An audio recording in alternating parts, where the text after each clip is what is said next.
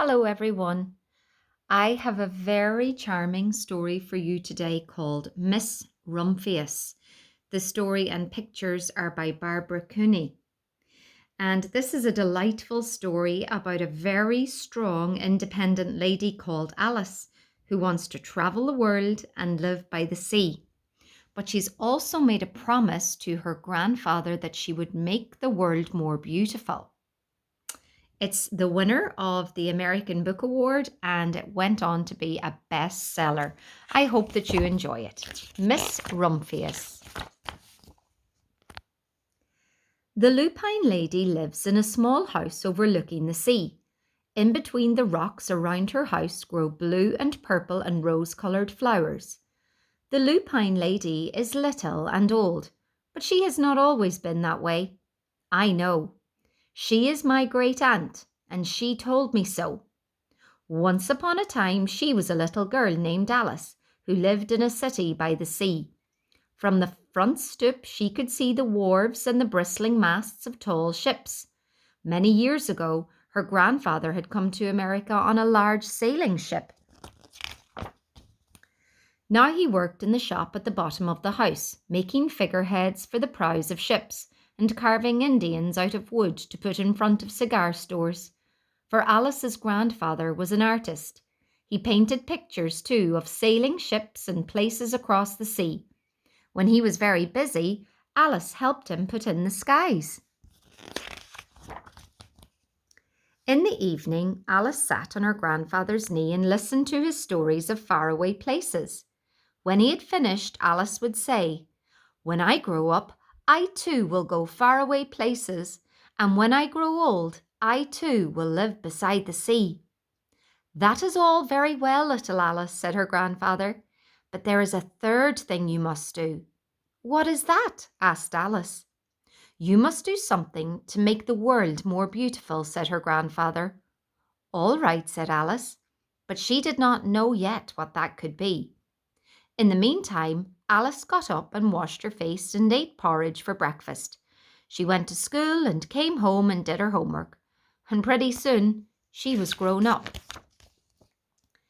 Then my great-aunt Alice set out to do the 3 things she had told her grandfather she was going to do.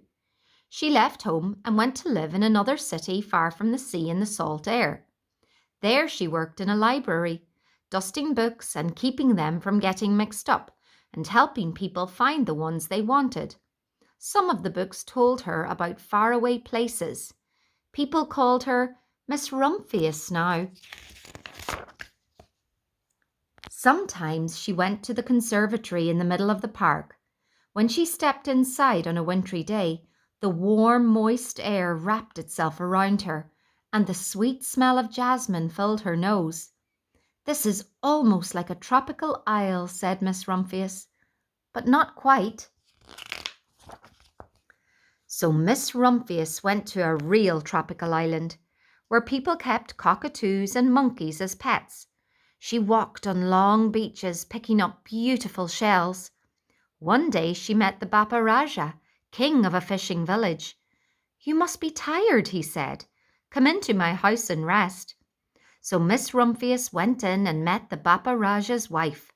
The Bapa Raja himself fetched a green coconut and cut a slice off the top so that Miss Rumphius could drink the coconut water inside. Before she left, the Bapa Raja gave her a beautiful mother-of-pearl shell on which he had painted a bird of paradise and the words, "You will always remain in my heart." "You will always remain in mine too," said Miss Rumphius. My great-aunt, Miss Alice Rumphius, climbed tall mountains where the snow never melted. She went through jungles and across deserts. She saw lions playing and kangaroos jumping, and everywhere she made friends she would never forget. Finally, she came to the land of the lotus eaters, and there, getting off a camel, she hurt her back. "What a foolish thing to do," said Miss Rumphius. "Well, I have certainly seen faraway places. Maybe it is time to find my place by the sea." And it was, and she did. From the porch of her new house, Miss Rumphius watched the sun come up. She watched it cross the heavens and sparkle on the water, and she saw it set in glory in the evening. She started a little garden among the rocks that surrounded her house, and she planted a few flower seeds in the stony ground. Miss Rumphius was almost perfectly happy. "But there is still one more thing I have to do," she said. "I have to do something to make the world more beautiful." "But what?" "The world is already pretty nice," she thought, looking out over the ocean. The next spring, Miss Rumphius was not very well. Her back was bothering her again, and she had to stay in bed most of the time. The flowers she had planted the summer before had come up and bloomed in spite of the stony ground. She could see them from her bedroom window, blue and purple and rose-coloured. "Lupines," said Miss Rumphius with satisfaction. "I have always loved lupines the best. I wish I could plant more seeds this summer so that I could have still more flowers next year." But she was not able to. After a hard winter, spring came. Miss Rumphius was feeling much better. Now she could take walks again. One afternoon she started to go up and over the hill where she had not been in a long time. "I don't believe my eyes," she cried when she got to the top. For there, on the other side of the hill, was a large patch of blue and purple and rose-coloured lupines. "It was the wind," she said as she knelt in delight. "It was the wind that brought the seeds from my garden here, and the birds must have helped." Then Miss Rumphius had a wonderful idea. She hurried home and got out her seed catalogues.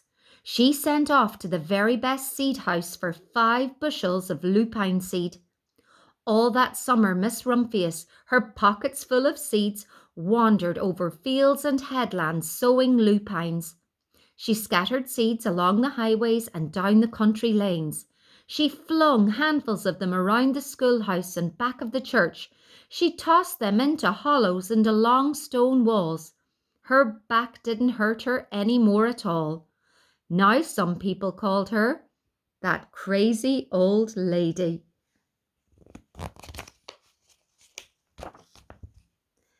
The next spring, there were lupines everywhere. Fields and hillsides were covered with blue and purple and rose-coloured flowers. They bloomed along the highways and down the lanes. Bright patches lay around the schoolhouse and the back of the church. Down in the hollows and along the stone walls grew the beautiful flowers. Miss Rumphius had done the third, the most difficult thing of all. My great-aunt Alice, Miss Rumphius, is very old now. Her hair is very white. Every year there are more and more lupines. Now they call her the Lupine Lady. Sometimes my friends stand with me outside her gate, curious to see the old lady who planted the fields of lupines. When she invites us in, they come slowly. They think she is the oldest woman in the world. Often she tells us stories of faraway places. "When I grow up," I tell her, "I too will go to faraway places and come home to live by the sea." "That is all very well, little Alice," says my aunt, "but there is a third thing you must do." "What is that?" I ask. "You must do something to make the world more beautiful." "All right," I say. But I do not know yet what that can be. And that is the story of Miss Rumphius, the Lupine Lady. I don't know about you, but this story got me thinking about how we can all make the world a more beautiful place. And it serves as a reminder to us all that we do need to take care of our fragile and beautiful world. I hope that you enjoyed the story. Bye.